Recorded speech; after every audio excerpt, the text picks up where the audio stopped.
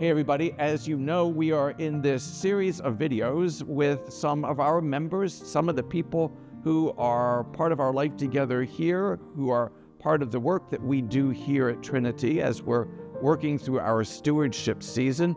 It's part of this ongoing series that we're going to be doing where we get to hear from some of you as to our life and our work here together.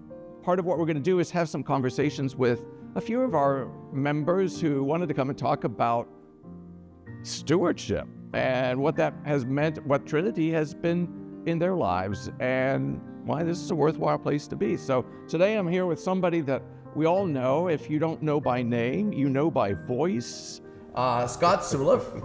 Scott has, how long have you all been here? Trinity? Yeah. Trinity, I would say maybe 15 years. I was trying to think back to when we joined. We started and attended for a little while and then went through the new member classes, and I think we joined probably 14, 15 years ago. Yeah. And you all recognize that voice, right? Scott's a radio guy. If you say, man, you got a radio voice, you would say, right? Yes. Because that's what you do. Right. Yeah, I've been in Christian radio for 40 years. At WBCL in Fort Wayne, and then before that I was at WME in town for 4 years. So the poor people of Fort Wayne have had to put up with my voice for 45 years now. Oh, I don't know putting up, but this sensuous voice that comes to us, when we have the opportunity to have you as a lector, as a reader here on a Sunday morning, you just kind of sit back and come on, friend, just tell me about God. Well, it's nice to have that opportunity, and I don't hear my voice the same way that other people hear it, but somebody told me years ago that they were up in the balcony with their kids one Sunday morning when I was getting ready to lecture, and I started talking, and the little girl just looked at her mom and said, "Is that God?" Of course. So I guess we all imagine God having a low, deep voice. Yes, that's right. We might be surprised when we get there. And squeaky little voice like this. I don't talk like that. Yes. Who knows? There's nothing right or wrong about it, right? Yeah, but one of the things in this place is that so many people here were born into it. So many of our people are generational members, which says a lot about the life and the work and ministry of Trinity. But someone like you and Jenny, your wife Jenny, you came to us. Mm-hmm. You found us and have become part of us, and part of your extended family actually has come to be part of us. Yes. So yes. What brought you here? Whew, how much time do you have? Well, so I was born and raised in Fort Wayne, and as a kid, you used to come downtown all the time. That's where all the shopping was. That's where all the things to do were. Folks would bring us downtown. Then I worked downtown in high school and college. So I've been through downtown, going from one side of town to the other, and I always saw all of these beautiful cathedrals in the downtown area and wondered what they looked like inside. And one particular Lenten season, as I said, I've been in Christian radio now for 40 years, and one Lenten season I thought it would be really neat to be in a different church every Sunday to see how different parts of our listening audience worshiped. And Jenny was good with that. She continued to take the kids to the church we were attending. And so one Sunday I was Presbyterian, and one Sunday I was Methodist, and one Sunday I was Catholic, and several Sundays I was Lutheran, because there are several Lutheran churches in this area. And just found so many of these edifices beautiful inside, and found it very, very interesting to just experience the different types of way that our listeners were worshiping. When it came time for Jenny and I to find another church, fast forward a few years, and we were looking for another church, and there was something about us that wanted to be a little more liturgical, for one. I grew up Eastern Orthodox. Right, I think I saw that. Yeah, so that was always a part of my upbringing. And so I picked out a couple of the churches that I especially liked when I was doing my Lenten thing. And Trinity was one of them. And after we had visited a few, we just felt like this was the place that we wanted to land. of course, the church itself is beautiful. The choir is outstanding, and I've always been attracted to choral music. I think it's in my blood from those years in the Orthodox Church. We liked some of the liturgical elements. And what really, really appealed to us was the fact that your communion, the Eucharist, is open. You know, you don't have to be Lutheran. You don't have to be a member, unless I've misunderstood that all these years. So all these years you've been here. Well, that is true, but that is true, right? Because we believe that's an expression of God's openness to the world. And in a lot of ways, it is the centerpiece of our worship service, now that you've brought it to every Sunday, which I really, really appreciate. So I think all of those things, it just felt right to be here. And so we went through the new members classes after attending for a while, and then joined.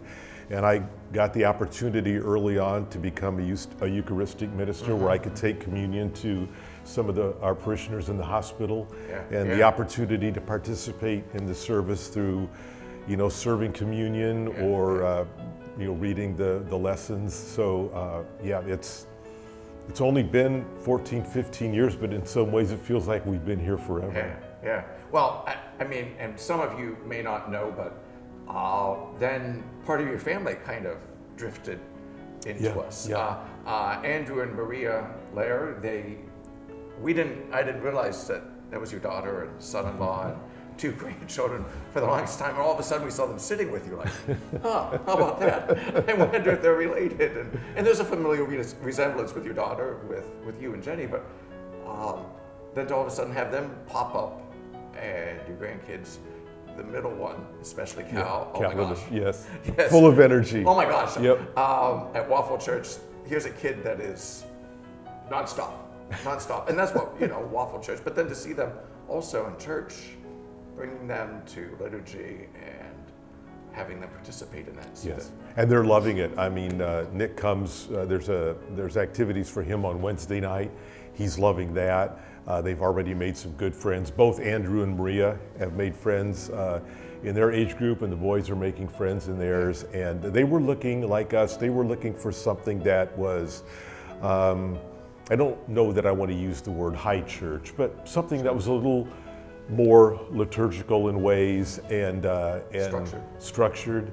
And that's been really a part of their worship experience since they've been married. They started off in Arkansas and were attending a church that had similar qualities back there. And then they had bounced around in Fort Wayne for a while, trying to find something that they felt appealed to them, but also met the needs of their children, because that's so important that you find a place where the kids can be active and involved. You want to catch them at an early age with some of these things for sure. And I feel like since COVID, you know, everybody suffered during COVID, but I feel like the younger families are finding their way here now. The youth program is growing again. I think we've come out of some of that era of being used to being home and, you know, having Sundays to sleep in or whatever. You know. Well, you know, we set about right before the start of 2019. We brought on a staff member, Erin Kircher, who her family still goes to church here, but was on staff, and the whole purpose was we needed to build a bridge for young families. We don't wait. I think a lot of churches waited for a long time to begin talking to kids, you know, middle school, high school. Well, we realized that families like yours don't find their way here until we are intentional about creating an opening for them. Right. You know, like we had to create an opening and, you know, a place for them to come make friends, for their children to come and make friends, and hopefully it's, you know, there's a pathway when those 3 kids get older, that they've built a path. Yes. And when they like it as a family and they know of another family who's looking, they have a reason to say, well, come and see where we're at. Take a look at this, you know, and people will welcome you and somebody you can talk to. We did, you know, like church, like much church, we're blessed with people with a lot of experience in their lives, and that's a really cool thing. But also then to create a space for people starting in their lives and their families like yours. Yeah, absolutely, yes. Yeah. So here's your moment. You can say anything you want to our fellows in the pews, our fellows who sit at home, our fellows who are, at a distance from us. We have this great diaspora of membership here at Trinity, or scattered all over the place. What would you want to say to them? Well, several things.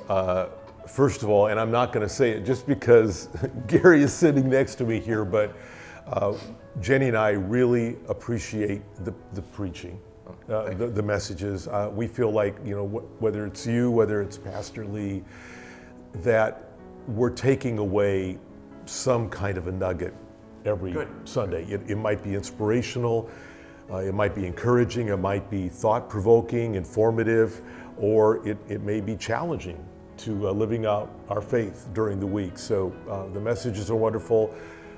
Love the choir, I love the music. Like I said earlier, I've been around music all my life. That's what I do. And the choir, Bob picks out terrific choral pieces that just enhance the worship experience. Love the fact that we do communion every Sunday. I feel that's an integral part of worship. I feel like it's very biblical, and it's a centerpiece of our service. And the beauty of the edifice. I know that we're supposed to be in the world. We're not supposed to be isolated. We're supposed to be out there living our faith and sharing our faith and drawing people to Jesus by the way that we live and the way that we treat them. And but Sunday morning, it's nice to have a space to carve out an hour, hour and a half where you can be away from the world for a little bit, and just be there to worship, to meditate, to experience God's presence, to sit at His table. And the fact that you're so inclusive here, nobody is excluded, and everybody's welcome. And there's a place as well for women to serve, both on the staff and the service and in the church itself. So there are just so many qualities that we find appealing. And as we were just talking a moment ago, it's also really, really emphasizing the need to reach out to young families and to children, and to give them a place where they can be active, where they can participate, and where they can grow in their faith. And so all of those things come together for us to just create really the perfect place to call home. Nice. As we speak of that space, you grew up Orthodox. Yeah. So you'd be familiar with that Orthodox sense, I'm sure, that worship and the worship space is to kind of create a space on earth that's to reflect an image of heaven, right? Yes. That the space gets thinner in some ways in a place like that. And so it's purposeful. It's not, just for our sake, but to kind of help bridge that gap of heaven and earth. Absolutely. And that heaven is a lot closer than we sometimes give it credit for being. Yeah, it's interesting that you say that, because I grew up in a primarily Macedonian, Bulgarian church. And so it was started by my grandfather's generation. And so when I was a kid, it was all of the liturgy and the preaching was still in the old language. It was still in Macedonian, which I did not understand. And I was an altar boy, and I was in church all the time. And so for me, early on, a lot of my worship was sensory. I was surrounded by the stained glass windows. I would breathe in the incense. The candles would be burning. The iconostas was up front with all the icons. The music was gorgeous. And so there came a point when we transferred to English, and then I could actually understand what was being said. But until then, it was all of that other experience that helped provide my worship experience. And so being in a church like, I guess I could buy you a censer and we could start doing incense too. But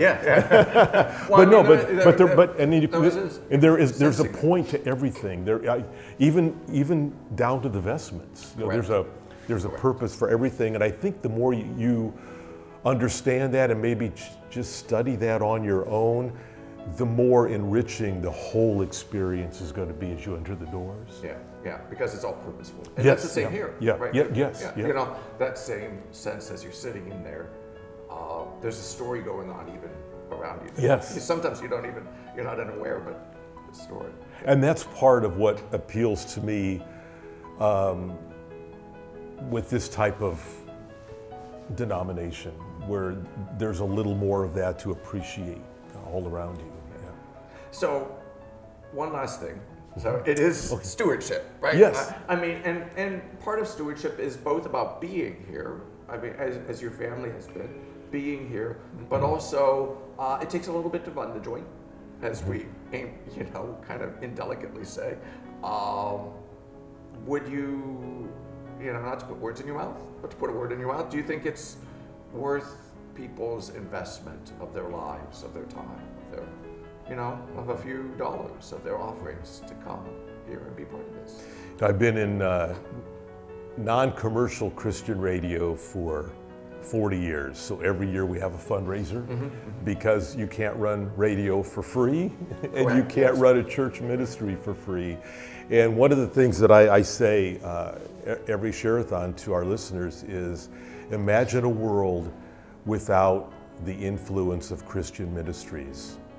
And whether you're talking hospitals, whether you're talking social service organizations, churches, radio stations, whatever, wherever the gospel is spread and wherever people are being the hands and feet of Jesus. And we're doing that so much here, so effectively here. I just love, that's one of the other things I love about Trinity is and you're spearheading that whole effort here, and we appreciate the fact that we're in the community that surrounds this church, and we're reaching out to try to meet the needs of those who are hurting or those who are less fortunate, and so it can't happen for free. And I think that one of the reasons God blesses us financially is so we can give back and further His kingdom. He depends on us to do that.